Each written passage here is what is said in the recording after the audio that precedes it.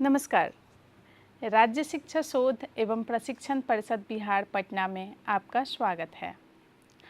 आज हम एक नए टीएलएम के साथ आपके समक्ष पुनः प्रस्तुत हैं और आज का हमारा टीएलएम पैटर्न की समझ पर आधारित है। बच्चों में पैटर्न की समझ को हम किस प्रकार आसानी से विकसित कर सकते हैं, इसके लिए हम मिट्टी के टीएलएम लेकर आए हैं। मिट्टी की गोलियों और पत्थर के टुकड़ों के माध्यम से आज हम जानेंगे कि किस प्रकार आसानी से खेल खेल में हम बच्चों में पैटर्न की अवधारणा को आसानी से विकसित कर सकते हैं।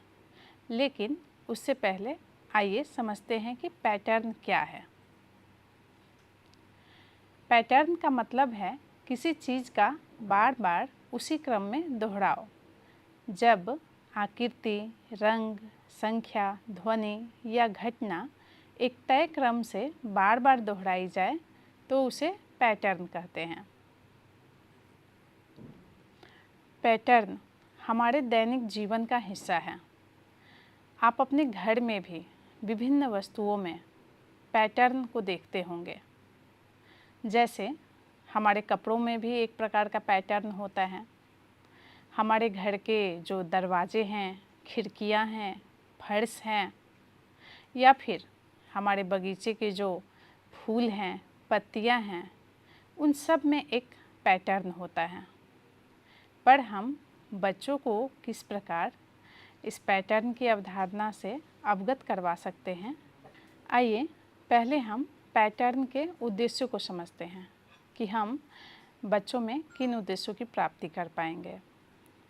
सबसे पहले तो शिक्षक बच्चों को पैटर्न की अवधारणा से परिचित करवा पाएंगे। उसके बाद ध्वनियों, शारीरिक गतिविधियों, रंग, आकार, संख्याओं में बच्चे पैटर्न की पहचान कर पाएंगे। बच्चों में अवलोकन कौशल और तार्किक सोच भी विकसित हो पाएगी आसानी से। साथ ही साथ बच्चों में रचनात्मकता और समस्या समाधान कौशल को भी बढ़ावा मिलेगा। आइए अब देखते हैं कि पैटर्न कहाँ कहाँ हैं। जैसा कि स्क्रीन पर आप देख रहे हैं कि तालियों में भी एक पैटर्न है, क्योंकि हर ताली का एक नियम होता है और वो एक क्रम से चलता है, तो वह भी एक पैटर्न को फॉलो करता है। जो पत्तियां हैं उनका भी एक पैटर्न है। यहाँ जो चित्र में खिड़की दिख रही है, उसमें जो ग्रिल लगा है, उसमें भी एक निश्चित क्रम का दोहराव है, यानी कि यह भी एक पैटर्न पर आधारित है। जो शर्ट आपको दिख रहा है उसमें भी एक पैटर्न है। तो कहने का अर्थ यह है कि बहुत सारी चीज़ें रोज़मर्रा की ज़िंदगी में ऐसी हैं जिसमें पैटर्न है और बच्चे उन पैटर्न की पहचान कर सके, इसके लिए हमें कुछ गतिविधियों के माध्यम से बच्चों में पैटर्न की समझ को विकसित करना होगा। तो आइए प्रारंभिक स्तर पर हम बच्चों में पैटर्न की अवधारणा को किस प्रकार विकसित कर सकते हैं, इसके लिए मिट्टी से बनी गोलियों से एक गतिविधि करते हैं। सबसे पहले हम पहली कक्षा के बच्चों के लिए प्रारंभिक स्तर पर पैटर्न का निर्माण करेंगे। जैसे कि हमने एक हरी गोली ली, उसके बाद फिर एक लाल गोली ली, फिर एक यहाँ पे हरी गोली हमने रखी, फिर एक लाल रंग की गोली रखी। अब हम बच्चे से पूछ सकते हैं कि बच्चे अब अगला गोली कौन सा रहेगा। तो मान लेते हैं कि बच्चा इस पैटर्न को समझते हुए, इस क्रम को समझते हुए अगर हरी गोली यहाँ रखते हैं तो हम समझते हैं कि बच्चे दिए गए पैटर्न को समझ पा रहे हैं। तो यह तो हुआ सबसे प्रारंभिक स्तर का सरल पैटर्न का निर्माण। अब बच्चों के समझ के अनुसार हम इस स्तर को थोड़ा सा बढ़ाते चले जाएंगे। जैसे कि अभी यहाँ पे हम एक हरे गोली के बाद एक पीली गोली, एक लाल गोली, फिर एक हरा गोली, उसके बाद एक पीला गोली, और फिर अगला क्रम हम बच्चों से पूछेंगे कि बच्चों बताओ अब इसके बाद कौन से रंग की गोली होगी। तो अगर बच्चे यहाँ पर अवलोकन करते हुए लाल रंग की गोली का चयन करते हैं और इस क्रम को पूरा करते हैं तो वहाँ भी हम समझ पाते हैं कि दिए गए पैटर्न को बच्चे समझ पा रहे हैं और उनमें यह जो पैटर्न अभी बना हुआ है इसकी समझ विकसित हो रही है। तो अभी आपने रंग के आधार पर देखा कि बच्चों ने पैटर्न को समझा। इसके अतिरिक्त पैटर्न को कई प्रकार से बनाया जा सकता है, जैसे कि रंग के आधार पर, आकृति के आधार पर और संख्या के आधार पर भी। कई ऐसे तरीके हैं जिससे हम अलग अलग रूप में पैटर्न को बच्चों के समक्ष प्रस्तुत कर सकते हैं और उनकी समझ को बढ़ा सकते हैं। अभी हम संख्या के आधार पर बच्चों को बताएंगे कि पैटर्न का निर्माण कैसे करेंगे। जैसे कि यहाँ हम 2 लाल रंग की गोलियाँ रखेंगे और हम इसे एक पेज पर भी लिखते जाएंगे। हमने यहाँ एक पेज भी रख लिया है ताकि जो संख्याओं का क्रम होगा वो स्पष्ट तरीके से बच्चे समझ सकें। तो जैसे हमने 2 लाल रंग की गोली रखी तो यहाँ पे हम 2 लिख देंगे।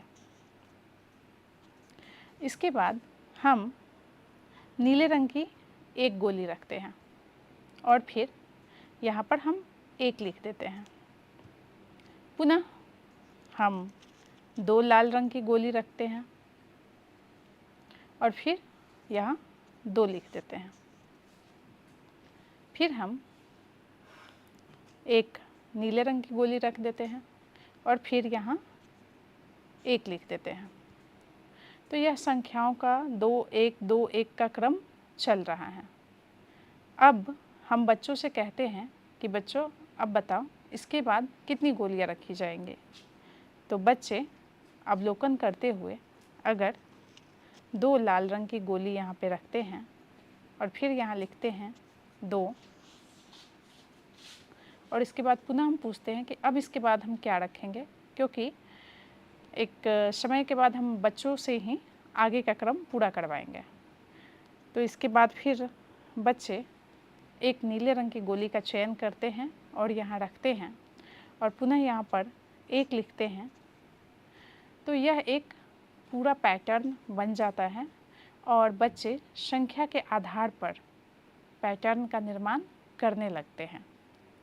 तो आपने देखा कि हम गोलियों की मदद से संख्या के आधार पर भी पैटर्न का निर्माण कर रहे हैं। यहाँ हम संख्याओं को बढ़ते क्रम में भी रख सकते हैं और घटते क्रम में भी रख सकते हैं, जिससे बच्चों में संख्या संबंधी पैटर्न के निर्माण की अवधारणा विकसित होगी स्पष्ट रूप में। अब आते हैं कि इन मिट्टी की गोलियों का निर्माण हम किस प्रकार करेंगे, इसके लिए क्या आवश्यक सामग्री हमें चाहिए होगी। तो इसके लिए तो हमें सबसे पहले चिकनी मिट्टी का चयन करना होगा, क्योंकि यह काफ़ी मजबूत होता है और जल्दी टूटता नहीं है। दूसरा कि वाटर कलर और ब्रश हमें चाहिए होगा ताकि हम इसे मनचाहे रंगों में रंग सकें और रंग के आधार पर हम पैटर्न के निर्माण में इसका उपयोग कर सकें और फिर संख्या के आधार पर भी इन गोलियों का हम उपयोग कर सकें। मिट्टी की गोलियों के अतिरिक्त हम अपने परिवेश में उपलब्ध कंकड़ पत्थर की मदद से भी पैटर्न का निर्माण कर सकते हैं और बच्चों को भी बहुत रुचि आएगी इस तरह से पैटर्न का निर्माण करने में। जैसे कि हमारे पास यहाँ कुछ पत्थर के टुकड़े हैं, आप देख पा रहे हैं। इनकी मदद से भी हम बच्चों में पैटर्न की अवधारणा को स्पष्ट कर सकते हैं। जैसे कि मान लेते हैं कि हम इन कंकड़ पत्थर से बच्चों में एक बढ़ते क्रम में पैटर्न का निर्माण करते हैं। अभी जैसे हमने यहाँ एक पत्थर रखा और पेज पर एक लिखा, फिर हमने 2 पत्थर रखा, फिर यहाँ 2 लिखा, फिर हमने यहाँ पे 3 पत्थर रखा और यहाँ हमने 3 लिखा, फिर हमने 4 पत्थर का चयन किया और यहाँ पे रखा 1 2 3 4। आप देख रहे हैं कि इसमें भी एक पैटर्न है। इस क्रम में सभी एक अधिक हैं सबसे। जैसे कि यहाँ सबसे पहले 1 था, तो 1 अधिक होके यहाँ 2 हुआ, 2 से अधिक होके 1 3 हुआ और 3 से 1 अधिक होके 4 हुआ।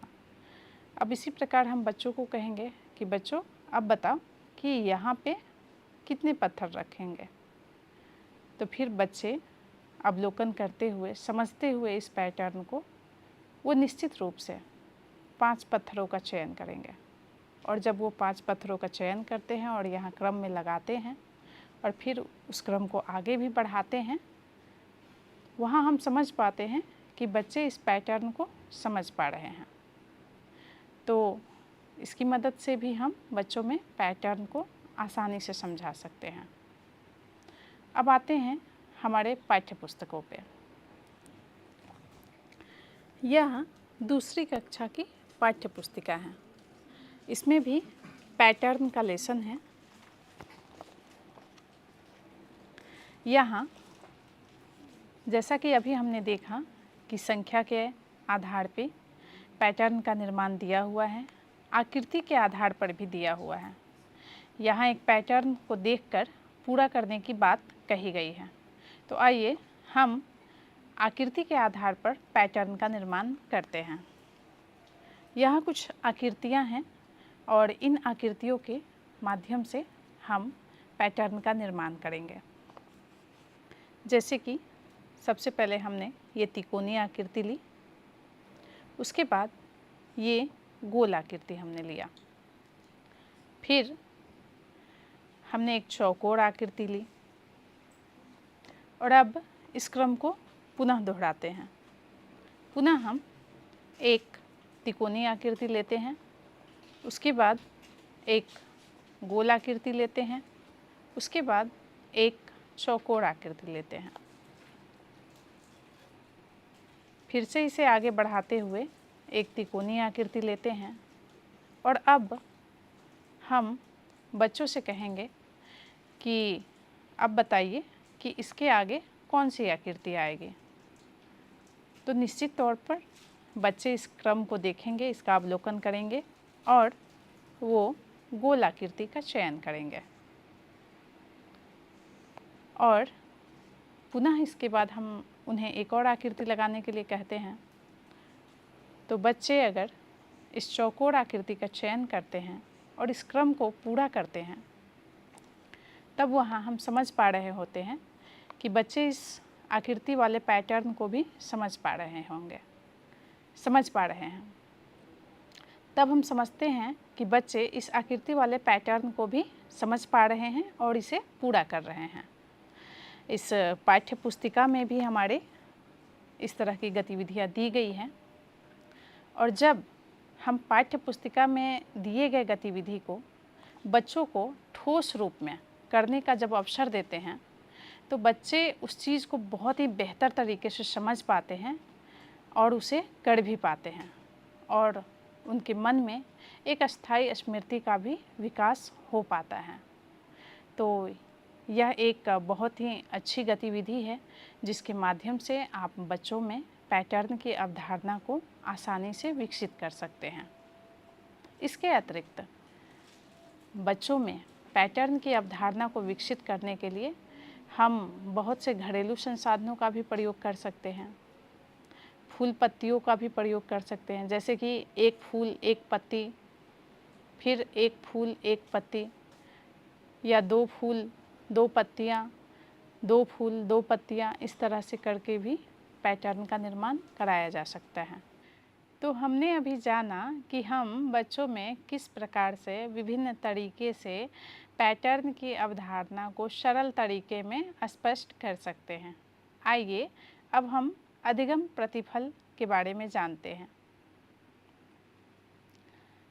इसके अंतर्गत निपुण आधारित जो अधिगम प्रतिफल हैं वो ये हैं कि आकृतियों, संख्याओं तथा ध्वनियों, संगीतों के पैटर्न का अवलोकन, विस्तार एवं निर्माण करते हैं। जैसे आकृतियों, वस्तुओं, संख्याओं आदि को व्यवस्थित करना, जैसे कि ठोस रूप में हमने अभी व्यवस्थित किया था विभिन्न चीज़ों के माध्यम से। इसके अतिरिक्त पाठ्य पुस्तक में दिए गए अधिगम प्रतिफल कोड LO01MH17 की प्राप्ति होती है।